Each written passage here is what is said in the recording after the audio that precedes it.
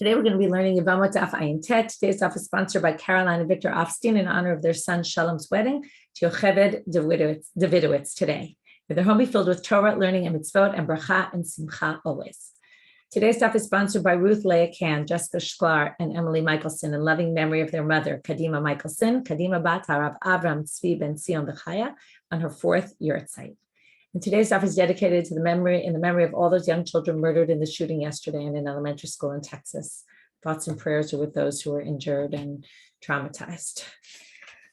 Okay, we're going to get started with actually somewhat coincidental, a story about murder. Okay, a little bit different, but it is going to be a pretty horrible story that we're going to get into. So we were in the middle of trying to figure out why David forbade the Givonim from marrying the Netinim, right? They're called the Netinim. We'll see today why they're called the Netinim. So we're in the middle of a story where there was no rain for 3 years. David HaMelech went and tried to figure out, okay, first year he thought it was because of idol worshippers. Second year he thought it was because of those doing other kind of sins, maybe znut and things like that, prostitution, etc. Then he couldn't find that. Then the third year he said maybe it's people who promised they would give charity and didn't hold up to their commitment. And all those, there were verses that connected between no rain and those actions. In the end, he goes, and that's where we ended, he goes to ask Pnei Hashem, which they explain means the Urim v'Tumim, right, which was able to bring answers to all sorts of things. And we're going to start with there about 7 lines from the bottom, or 6 lines, 7 lines. Vayomer Hashem. So now God answers him, presumably through the Urim v'Tumim. El Shaul, I'm quoting now verses. We're going to go back and forth between verses from what appears in Sefer Shmuel and actually like with the story that the Gemara is filling in the details that don't appear. So Vayomer Hashem, El Shaul ve'el Beit Hadamim ala shechimit hagivonim. Why are you not getting rain? Because of Shaul, which we're going to see what that means, and because of the house of blood, because he killed the Givonim. It doesn't really say anywhere that Shaul killed the Givonim. So we're going to have to figure out what this is. And what is El Shaul? El Shaul shalon ispad kalacha. It's not really because of Shaul, it's because of you. You didn't give a proper eulogy for Shaul. Now, David did give a eulogy for Shaul, but God says it wasn't befitting of a king. Okay, it wasn't a proper eulogy. And because Shaul did something terrible, he killed the Givonim. So the Gemara asks, right, where do we see that he did this? Okay, the Yerushalmi, by the way, brings 2 answers. We only get one in the Bavli. We had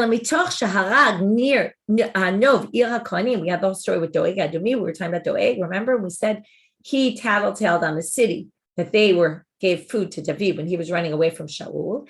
And as a result, Shaul ordered the murder of all the people of the city. Now, they weren't Givonim, so what's the connection? Well, that city, they didn't get any food because they were sustained by the people of Nov Irakonim, so he indirectly caused their murder, their death. And therefore, it's as if Shaul killed them. So that is why there's no rain. Number 1, you didn't give a proper hesped for him. Number 2, he did something awful by causing the indirect death of the Givonim. El Shaul, Shalon ispad kalacha, katava l'sherimita givonim. There's something weird about this. Number 1, he's saying, well, let's start with the second one. Shaul did something terrible. And then you're saying, but you didn't eulogize him properly, right? If you didn't eulogize someone properly, we would assume we're talking about someone who is deserving of a eulogy, a nice eulogy. And Shaul, you're kind of saying he did something terrible that he wasn't punished for. To which they say, yes, in fact, you do. This isn't so crazy. Tamar Rish Lakish. What's this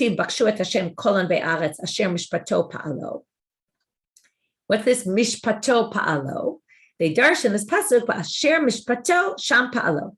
When you're putting someone up in judgment, that's when you start saying all the good things they did. In other words, you realize that there's 2 sides to people, right? It's true we're judging you for something bad, but we respect the fact that you've done good things also. It's a nice concept. So Amar David says, okay, look, you want me to fix the fact that I didn't give him a proper eulogy? Well, Shaul nafkalu treseyar cheshata, he died more than 12 months ago. You don't eulogize people after 12 months, so I really can't fix that. Okay, it's not a situation that can be rectified. We're going to see that David in this story doesn't exactly come out with, great colors. He doesn't look amazing. He seems to not be very successful with a bunch of things, right? First, he tried to figure out for 3 years, he couldn't figure out why there was a drought. Now God tells him, well, you didn't eulogize Shaul. And he says, what am I going to do? I can't. And soon the Givonim are going to want to do something terrible, and David's going to try to prevent them, and he's not going to be successful either. So he definitely doesn't come out looking great in this story. Netinim, what about the Netinim? Well, Nikrinu v'nefaisim.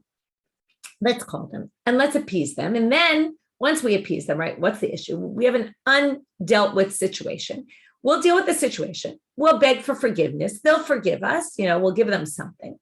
They'll forgive us. And then the rains will come. We'll resolve the issue. Okay, and he's saying the Hesped, there's nothing I can do about it. You're not going to punish me for that. So now we're back into the verses. He says to the Givonim,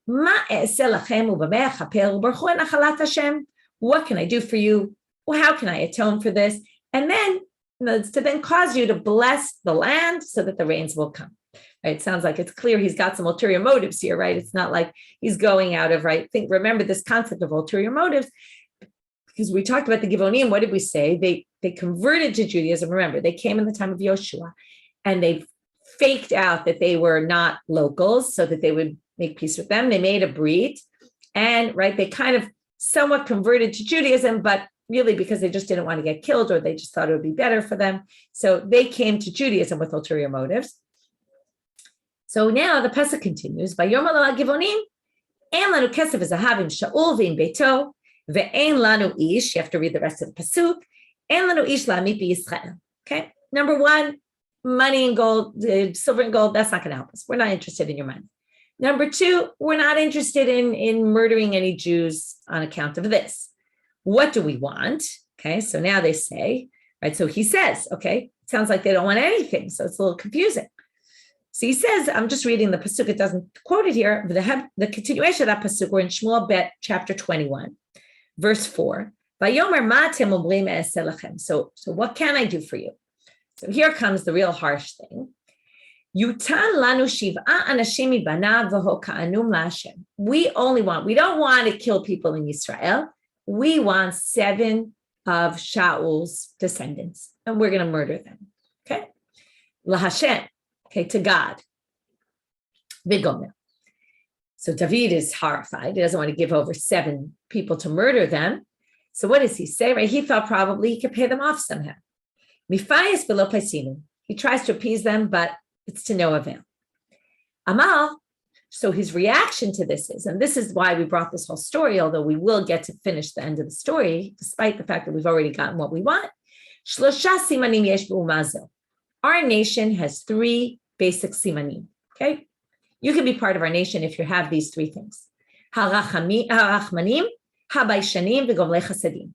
Those who have mercy, those who get embarrassed. Okay, I don't know the best way to translate it. I'm sure in the English there's a better translation for this word. And gomlei chasadim, those who do chesed for others, right? Who do good deeds. Rachmanim, how do we know this? Dichtiv.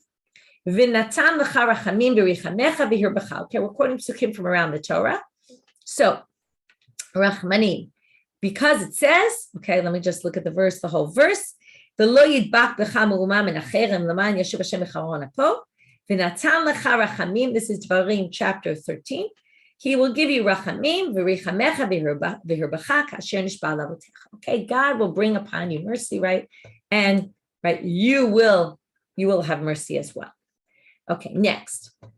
Baishanim, okay, which I see some people help me out here. Bashful, shy, shamefaced, okay, something like that.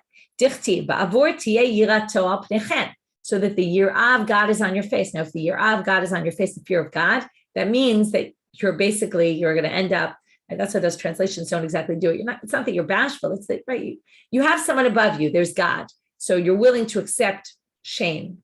Shamefaced maybe works. Anyway, that's that pasuk. And the third one, Gomlei chasadim dichtiv, leman asher yitzavet banav ve'et beito. Okay, this is a verse from Breshit. This is for Avram Avinu. So yitzavet banav ve'et beito acharav, right? In other words, and then they will go in the way, la'asot tzedakah mishpat, to do good deeds, right, and judgment, righteous, just behavior, etc. I see posted, I forgot what you wrote, but it was a good one, right? Humility maybe is a better word. Okay, even though usually we call that anava, but it does seem like here by shanim would be more humility. Okay, so now he says the following. So anyone who has those three traits, which obviously the fact that these people are willing to take nothing other than murdering 7 people shows that they have no mercy. Okay, and therefore they cannot come into the nation. I was thinking about the fact that, right, when you go to convert, a person goes to convert to Judaism, they go to a Beit Din, and the Beit Din asks them all sorts of questions. I've never heard that they've asked them questions about their personality and are they Baishanim, are they Rachmanim, right? It's more they ask, do you know this halacha? Do you know how to be, right? The technical things about Judaism, obviously it's hard to ask someone a question. Are you merciful? Are you, right? But you don't often see these criteria. This whole sugya is actually a fascinating sugya about converts in general. You're going to see as the story develops, very appropriate as we're heading towards Shavuot. And this weekend around the country, there's V'ahavtem et Hager, Gior Kalacha, right? It's whole thing to try to get people to have awareness about Gerim and the things that they go through. So anyway, in light of that, it's very interesting that we have this stuff. So these people are not ra'oi to come into the nation. Now what happens? So now the king, David HaMelech, basically goes along with it. Here you see he basically gives up. He realizes there's nothing he can do. And he goes and he gives them 7 people from the house of Shaul. Now this is a crazy thing.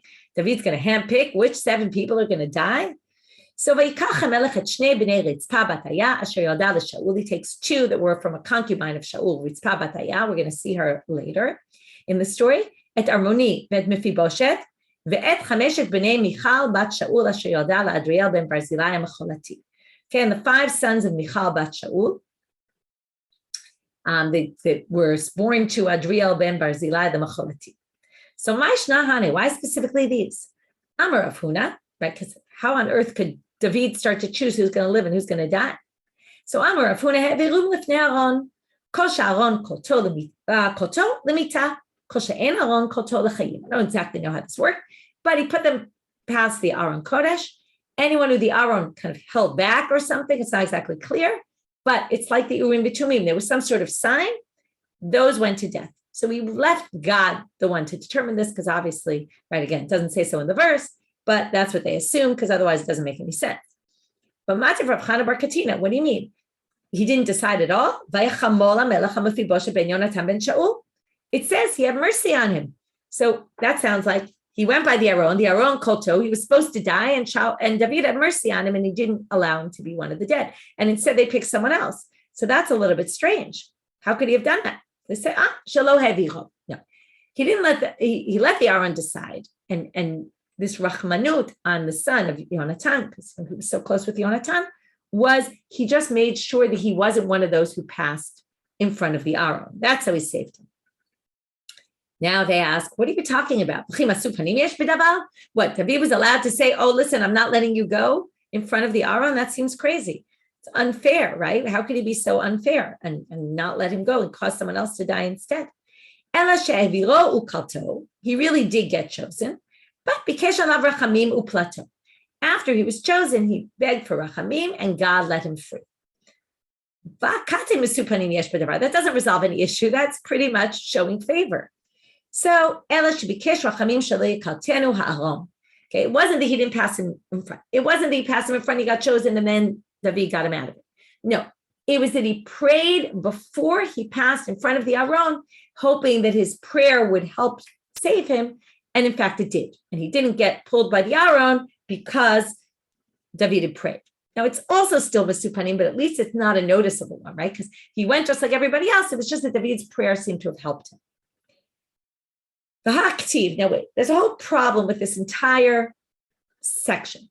What's happening here? Basically, God is allowing it. It's true, it's the Givonim, but where are the Givonim who are the Netinim? But basically, God is allowing this terrible thing to happen, that 7 kids of Shaul are going to be killed, children and grandchildren, because of a sin that Shaul himself did.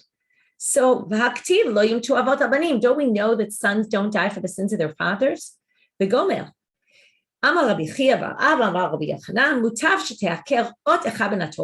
Better to uproot one word in the Torah, meaning we can go against the Torah verse for this sake. Al yitchalel shem shamayim b'far hesed. So the name of God is not desecrated in public. What was the issue here? The issue is that he wronged some other nation, and he hadn't been punished for it. And that's a chilul Hashem, right? If someone does something horrible and doesn't get punished, and at this point, Shaul's not around to get punished, right? Why he didn't in the first place is a separate thing. But the fact that he didn't, and now we have to do something, so that's why God let this happen. What happens next? What happens next, you're going to see from the text, is that the bodies were left out for about 6 months, okay? From this time period after Pesach until Sukkot. Ritzpa bat ayah, so the mother of 2 of these kids, takes a sack. She takes a sackcloth. From the beginning of the katsir until the rainy season came, and the rains actually came down. Why is it significant the rains came down? Once the rains came down, remember there was a drought. Then David figured, okay, now God is, has taken care of this. We're good to go. So he basically left them out until such time that God showed a sign that they were forgiven for this. So now she took a sackcloth and kind of hung it up there over the bodies to protect them.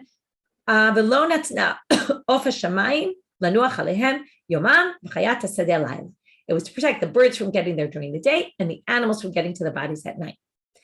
Another problem with this verse, right? These stories seems to go against a lot of concepts we know from the Torah. You can't leave a dead body lying, right, hanging on a tree. Same idea as before. Better to uproot something from the Torah. In order to bring kiddush Hashem, right? It goes hand in hand with not to make a chilul Hashem and yes to make a kiddush Hashem. What was the kiddush Hashem that was made? Shayu ovrim v'shavim omrim. People, passers-by, would say, "Ma tivan shel elu." Who are these people? And people would answer them, "Halalu b'nei melachim." These are the sons of the kings. Umasu. What did they do? Right? Normally, think about it. In most nations, who gets killed? The king orders the death of other people, not his own sons. In this case, it was the sons of kings that got killed. That shows a much stronger government that they're even willing to kill the sons of kings if they did something wrong. Umasu, what did they do wrong? People would ask. Pashtu yedehem b'gerim grurim. This is fascinating, right? They didn't help, right? They basically took away the sustenance of gerim that did it for ulterior motives. They weren't good gerim. They weren't proper gerim, right? And they're not even accepted. And yet they were punished for not treating someone different from them, right? A stranger. They were punished for not treating them properly. So the people who saw this, right, meaning other nations, they said the following. Okay, we're back to the concept of converting. These people said, wow, what a nation. This is an amazing nation. I want to be part of this nation. If this is the way they treat the Bnei Malachim and punish for a sin like this, right? They must bring people to judgment, right? And make sure they have a just society. If they do this to gerim grurim, I see someone wrote the translation in the Quran is calculating gerim. Right? Those who make calculations and do it right for the wrong reason, Yisrael, look how nice they're going to treat their own people. So, or protect their own people. So basically, all these people said, wow, what a nation. That's a kiddush Hashem. What was the immediate reaction? 150,000 people converted as a result of this. Okay, now you might ask, wait a minute, didn't we learn that they didn't accept converts in the time of David and Shlomo? How does that work with this? So Tosfot asked this question, the Ritzpa, there's all sorts of people ask this question, some answers are given. I'll give you one of them, which is they didn't accept converts who came with ulterior motives, but they did accept converts who came fair and square. We always talked about it, right? They accepted convert. We even talked about it with the daughter of Paro, right? They accepted converts who they wanted converts who wanted to come because everything was prosperous and everything was good and they didn't have a good life. They wanted a good life with Judaism. But here they came for the right reasons. They wanted to be part of this nation because, wow, look at this nation. Now it's a little bit of a hard story to swallow. I don't know if I saw dead people hanging for 6 months, I would say, wow, I would have joined these people. So you have to understand it a little bit in maybe in historical context, and things were probably a little bit different then. And somehow this is viewed as, this amazing thing that shows how merciful they were, even though it doesn't really look very merciful by seeing 7 people hanging dead in the streets for 6 months. But it does show a just society that they take care of, what needs to be done, even though really they wouldn't have done it on their own either, right? In the end, it's true, David helps them out, but it was really the Gibeonim who demanded justice. It's a little bit strange, I will admit. Now, question is, how do we know these 150,000 people converted? Where do we get that from? So they say, Shenema, we're now going to quote a pasuk from Sefer Melachim. It comes to Shlomo HaMelech, right? We're jumping ahead. Okay, he had 70 people who were carrying heavy burdens, right? This was when they were building the temple, and 80,000 people who were quarrying, in the mountains. The Dilma Yisrael Havu was to say these people were all converts. Maybe they were Jews. He didn't make servants out of the Jewish people or slaves. Vidilma Dugzor Ba'alma. Okay, so now we distinguish between day workers and people who were slaves. So slaves came from other nations. That was this 150,000. Maybe no, maybe the 150,000 were day workers, and then they could be Jewish. So they say, fine, you can't learn it from Sefer Melachim. Skip to Divrei Hayamim, Chronicles, where there's a very similar description, and here it'll be clear that they're converts. He counted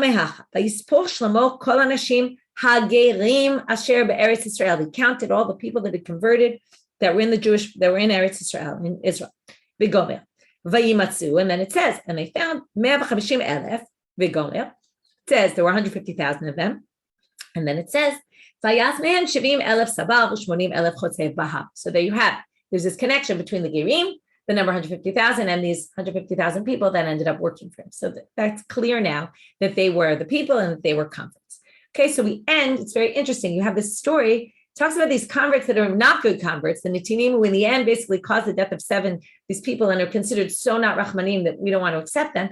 But it ends with the story of converts who came willingly, right? And it even says, it's fascinating, right? If you talk about there's different approaches, do we want to be a nation that accepts converts? Do we want to be a nation that doesn't accept converts?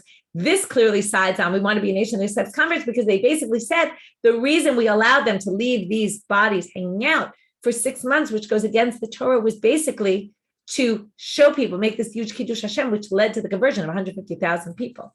So it's very interesting. The approach of this Gemara is clearly very welcoming of converts and interested in having converts come into our society. Obviously, it's in the context of the sugya about, who can marry and who can't marry, and there are converts that we don't want to accept, but maybe as a foil to that, they want to bring the story to show how much we do want other converts. So yes, we have a list of Ammoni, Moavi, Mitzri, Edomi, people who can't, but opposite that is everybody else who, we're very happy to have converts. So it's interesting that there's such a stress in the story on the Gerim aspect. Now we're going to question, wait a minute. Netinim David gazar alehem? Moshe gazar alehem? What do you mean? It already appears in the Torah. What do you mean David said they can't marry? Where does it appear in the Torah? The Netinim didn't exist as far as we're concerned at that point. I mean, they existed, but they weren't relevant to us. Only in the story of Yoshua, when they come and they dress up and make it as if they came, right? They have moldy food and as if they came from really far. And that's when they became, Yoshua turns them into Chotev Memecha, right? Shoev Memecha and Chotei Etzim. They're going to be your tree choppers and your water drawers. So how can we connect this to Moshe? Well, it says, Dichtiv mechotev etzecha ad shoev memecha. In Parshat Nitzavim, it says, Nitzavim atem kulchem hayom, you're standing all before me. And then it says, right, all the men, and then it says the women and the children, and then it says the converts, and then it says, from those who shoev memecha, chotev etzecha ad shoev memecha, who are basically in a separate category, not in the convert category, which shows that people who are chotev etzecha and shoev memecha, tree cutters and water drawers, can't convert because they're not in the convert category. So there you see, Moshe already alluded to this. So they say, well, Moshe gazar lahu dam. He was just talking about the people standing in front of him at that time. So he was saying, right now, you can't convert. But he wasn't talking about future generations. David gazar lekule dam. He made it for future generations. But they say, no, still it doesn't jive. Akati Yoshua Gazar Alayu. He was the one.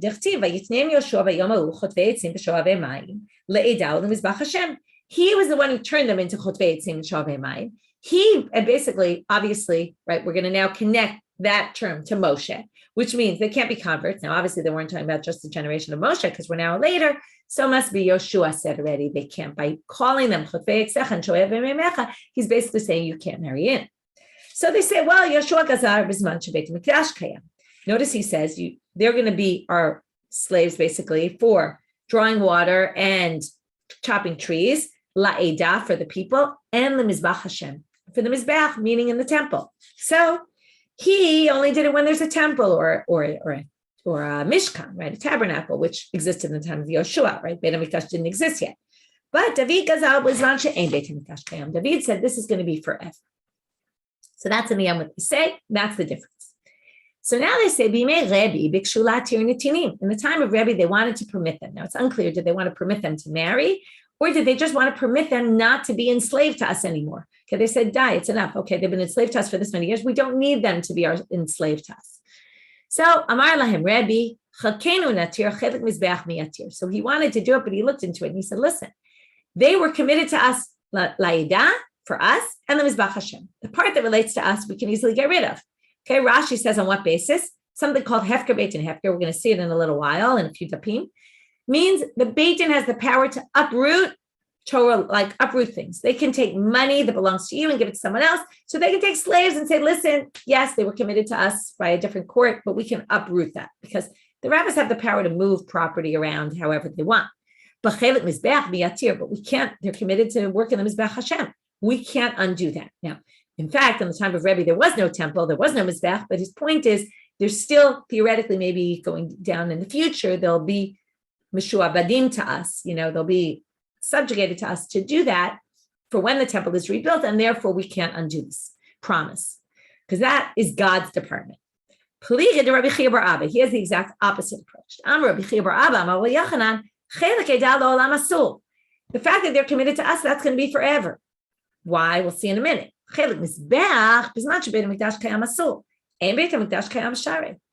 Mizbeach is no longer relevant. The Eidah is still relevant. We're still an Eidah. We're still a people, a nation. The part about the temple's not here. So that's easier to get rid of because it's not non-existent today. But part about us, we can't just undo. We obviously didn't hold that this would fall into the category of Hefker Beit and Hefker. Okay, that's the end of the sugya of the Netinim. If you haven't yet read flashback of Shuli that was up yesterday, you can read it. It's got good historical piece about the Givonim, Netinim, etc. And I forgot to mention, by the way, why are they called Netinim? Because it says, Vayitnem Yehoshua Bayomahu Shavei Mayim, right? He makes them Chotevet Sechan Shavei Mayim. Vayitnem, he gave to them, right? It's a weird language. So they called them Netinim because it was, he turned them into, using the word Netina. New Mishnah. Amar Rabbi Yosef, Shamati Shasaris Choletz V'chotzin Li'ishto. V'asaris Lo Choletz V'lo Chotzin Li'ishto. Ve'en li lefaresh. I heard some contradictory traditions. One tells me that a man who can't have children is obligated to do chalitza. And if he was married, his wife has to do chalitza as well if he dies without children, which he's obviously going to because he's a saris. And I also heard a tradition that the saris is lo choletz v'lo chotzim lishto. He's not obligated in chalitza, and his wife is not obligated in chalitza, and I don't really know how to explain this. So the Mishnah is now going to bring two explanations, one of Rabbi Akiva and one of Rabbi Eliezer. I'm a Rabbi Akiva. Ani afaresh. I'll explain to you. Saris Adam, he's going to distinguish between a Saris Adam, we've seen this before. A Saris Adam is someone who became a Saris, right, by man done, it was done by man, as opposed to, or man inflicted, as opposed to a Saris Chama who was born that way. So a Saris Adam, choletz v'chotzin li'ishto, mipnei sh'ayta lo shata kosher. He has laws of chalitza applicable to him. Why? Because he at some point was able to have children. So therefore he's connected to this whole concept, even though now he can't. But someone born into it never was capable of having children and therefore has no part in chalitza or yibum. Rabbi Eliezer Omer, the exact opposite.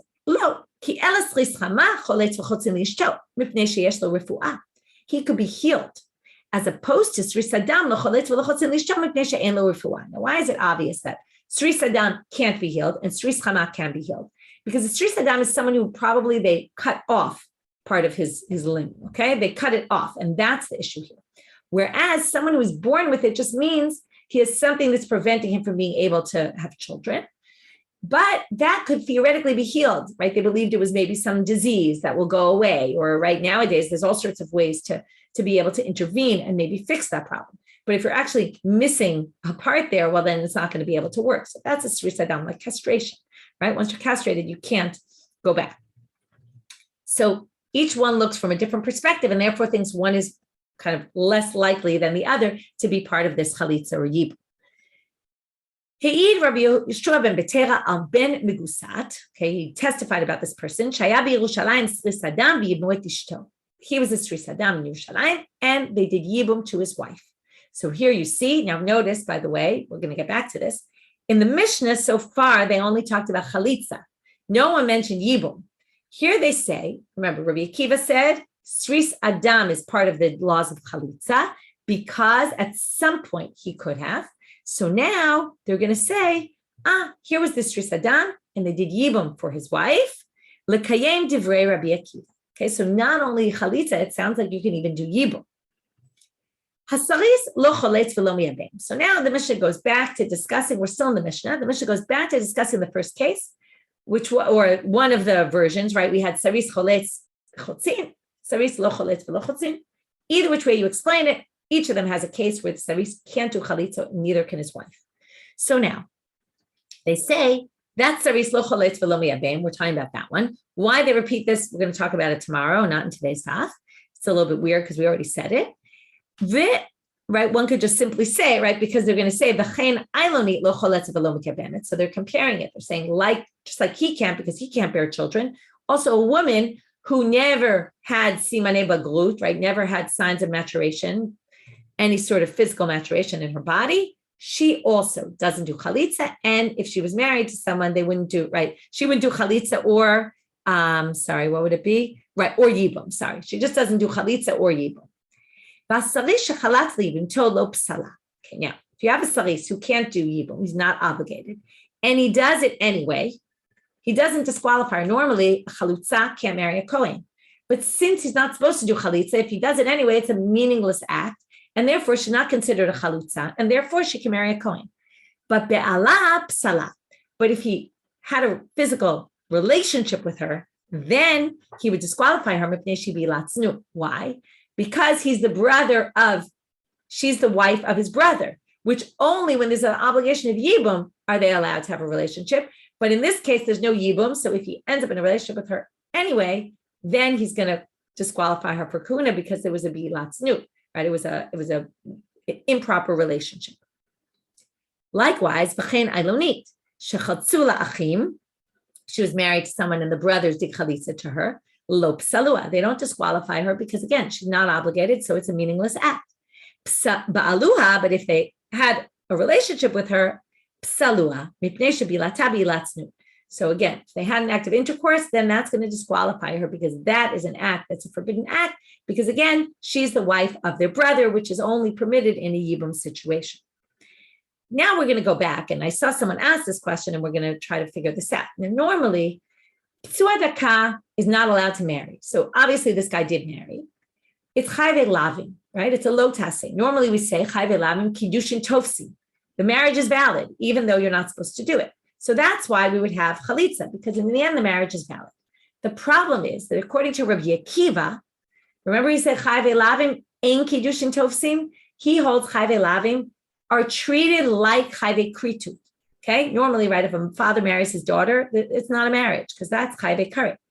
Comes Rabbi Akiva and he holds the chayve lavim are like chayve kritut. So that's going to lead to a big question on this whole Mishnah, and we're going to have three possible answers with a bunch of questions on some of the answers. Michdi shamin Rabbi Akiva amar chayve lavim chayve kritut. Since Rabbi Akiva himself holds chayve lavim are like chayve kritut, the chayve kritut la b'nei chalitza v'yibum ninu. First Mishnah, right?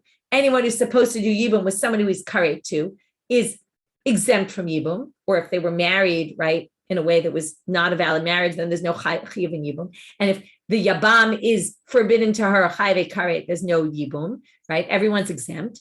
No chalitza either. So how could Rabbi Akiva, who holds chayve lavim, say that this saris, that there is a case of a saris who's a patzua daka, who's not allowed to be part of the kahal, right? We said a saris adam, if you remember, we already distinguished. Patzua daka is a saris adam. So patzua daka lo yavo b'kahal, and Rabbi Akiva says, choletz v'chotzin li'ishto. So very weird. So Amar Rabbi Ami hacha b'mayaskinan kigon shenasah chiv giyoret. It would have to be a case where the woman who is married is going to limit the case to a case where the brother married a convert, and you would have to say the following: Ve Rabbi Akiva savar ke Rabbi Yossi damar kal gerim lo ikre kahal. We mentioned this machloket yesterday, that can gerim marry even the psulei chitun, the people who can't marry others?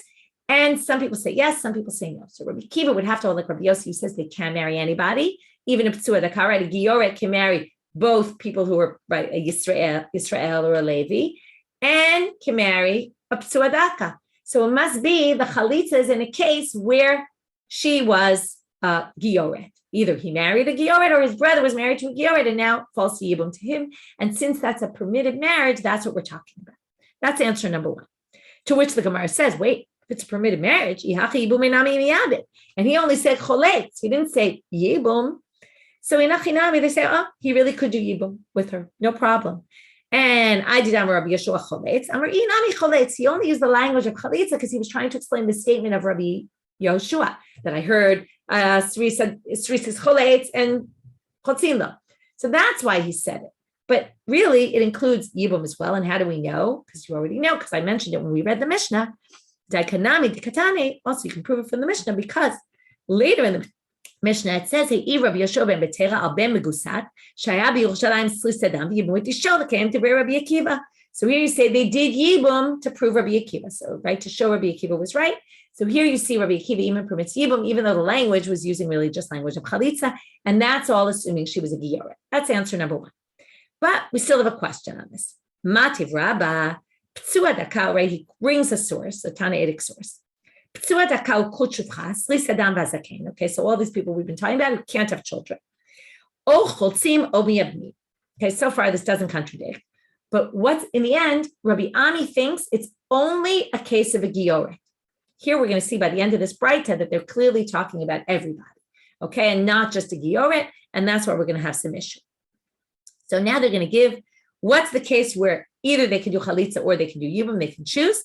So they're going to give two cases. Either it's they died or the brother, right, or the brother died. So the first case is they died. Ketzat, metu. So if a saris or, right, all these people, patzua daka, kurchupcha, zaken, etc., die. V'lahem nashim, v'lahem achim, they have wives and they have brothers. V'amdu achim, v'asuma amal b'neshotehem, and a new get, oshachatsu, and the brothers did amal and then gave a get, or the chalitza, any of these possible actions that one could do on someone who you're obligated yibum, mashasu asu, it's valid, okay? Ve'im ba'alu kanu, and if they actually did yibum with her, they slept with her, then yes, that would be a valid marriage. Metu achim, what if their brothers died? Second case, duhen, and then the saris got up, or whoever it was, right, one of these characters, Vasuma amal b'neshotehen, and they did ma'amar v'natnu get, and then they give the wife a get, chatzu, or they did chalitza, right? Any of these things, mashasu asu, it's valid, okay? It's called a get, it's called a chalitza, right? The woman now can't marry a Kohen, for example. And ve'im ba'alu kanu, and if they engage in relations with them, then they'd be their yevamot, basically, their wife. But here comes the big line. Now, if it was a gioret, we wouldn't have this next line. Ve'asur l'kaiman, but they can't stay married to them. Okay, in other words, it was effective what they did halachically, but they can't stay married. They have to get divorced because mishum shene'emar lo yavo patzua daka kurchupcha b'kal Hashem alma b'kal askinan. So Rebbe says your whole theory, Rabbi Ami, falls apart with this breita because this breita shows that when we say choletz or chotzin and all that, and even miyabni, that's all valid, right? Even if she's not part of Kal Hashem. I'm sorry, even if she is part of Kal Hashem, and that goes against what Rabbi Ami was trying to say. So, Ela Amar Rabba, he gives a different answer. First, she fell to yibum to him when he wasn't a patzua daka. So the chiyuv of yibum kicks in, and then he becomes a patzua daka before he actually fulfills the mitzvah. That's when he does chalitza and yibum, and not in a case where that's what we would really do chalitza, he wouldn't really be allowed to do yibum. Okay? So Amalei Abaye, I don't understand. Why does he even need to do chalitza here?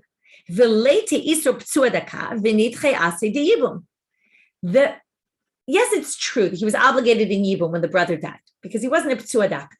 But then when he becomes a patzua daka, you should now be exempt from yibum. You shouldn't have to do yibum, shouldn't have to do chalitza. Why? So now they're going to bring up, and we're going to go to today's presentation. We're back to presentations. So now we have this case that we already learned, which is Milo Tna. Do we not learn in the Mishnah? Rabban Gamliel Omer, Im me'ana mi'ana, v'im lav tamtina shetigtil, v'titzei alazo mishum achot isha. Okay, let's understand the case, then we'll understand the connection.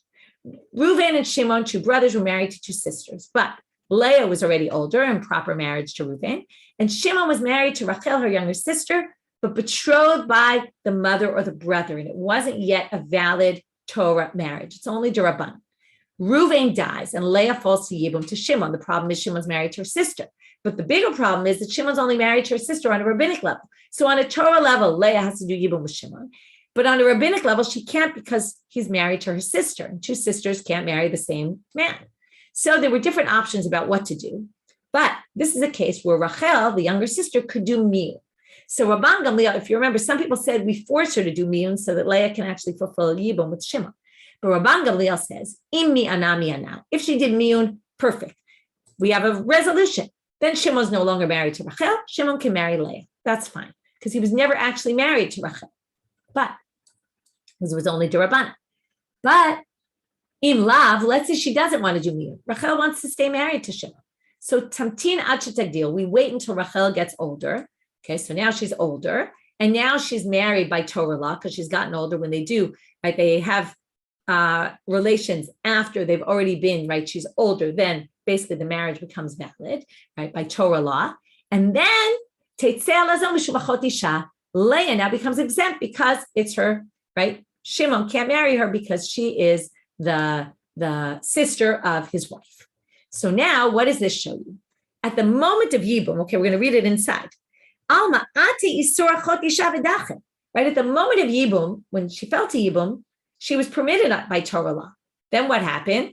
Once the sister got older later, that kicked her out of the whole story. She becomes exempt entirely. There's no need for chalitza, anything else. So therefore, right, the Isser of Achot Isha comes and pushes off the yibum obligation. So hachanami neti yitzor patzua v'nidche. Why doesn't the Isser patzua daka come and override? And then you shouldn't have to do chalitza at all. So that's a weakness of rabbis. So Ela Amar, right? Because remember, he said the whole thing was, it started off when she fell to yibum. He was obligated, and then he became a patzua daka. That's when you have to do chalitza. Rebbe just proved that doesn't make it. Rabbi Yosef, Abaye just disproved him. So Ela Amar Rav Yosef, last answer. Hi Tana, hach Tana debei Rabbi Akiva. He basically says, forget the question. I'm going to neutralize the question. The question was, Rabbi Akiva holds all chayve lavim are like chayve karet, in which case this guy should be exempt from yibum with another woman, exempt from chalitza entirely because she's forbidden to him, right? As if it's isur karet. So he says, what are you talking about? The Tana of this Mishnah was someone from the house of Rabbi Akiva who held, in Rabbi Akiva, there were different approaches. There's different types of chayve lavim. There's some that it's forbidden because of a relationship. Like, for example, anusat aviv. If his father had a relationship with a woman outside of marriage, that person is forbidden to the son. Chayve lav. But, right, that would be a relative. That would be mamzer, child mamzer. It's all like karet. But this is not because of a relationship. This is because of his situation that he's a patzua daka. According to some people who understand Rabbi Akiva doesn't think that that's kid would be a mamzer. It's like isur karet. And that's why he obligates them in chalitza. Okay, so you'd have to understand that within Rabbi Akiva, there's different approaches. This would have to follow one of the other approaches. Okay, we'll end with this next question, and we'll come back to this tomorrow. How do you even have him doing chalitza or yibum? The whole idea is to have your child, right, have children. This guy can't have children. So why is he fulfilling this mitzvah? Okay, so I'll leave it here and we'll come back to this tomorrow and we'll figure out why this is. Okay, have a great day, everybody.